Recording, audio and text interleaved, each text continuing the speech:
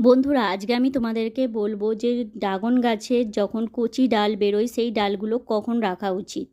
নমস্কার বন্ধুরা, আমি দীপানিতা। আমার চ্যানেলে নতুন হয়ে থাকলে চ্যানেলটা সাবস্ক্রাইব করে পাশে থেকো। চলো এবার তোমরা ভিডিওটা শেষ পর্যন্ত দেখতে থাকো।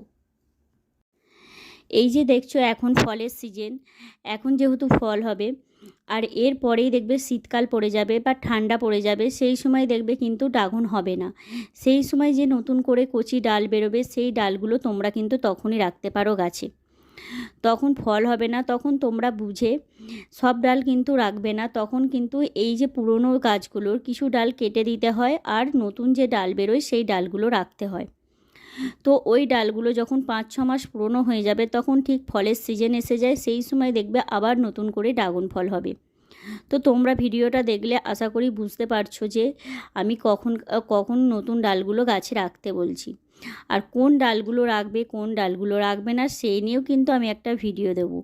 আর আমার গাছগুলো দেখো, প্রত্যেকটা গাছে কিন্তু ড্রাগন আছে। ড্রাগনগুলো অবশ্য পাকা নেই, কিন্তু প্রত্যেকটা ড্রাগন দেখো সবুজ অবস্থায়, কিছু দিনের মধ্যেই পেকে যাবে।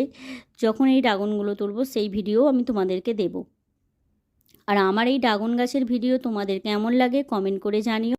ভিডিওটা শেষ পর্যন্ত দেখার জন্য তোমাদেরকেও অনেক অনেক ধন্যবাদ। চলো আজকে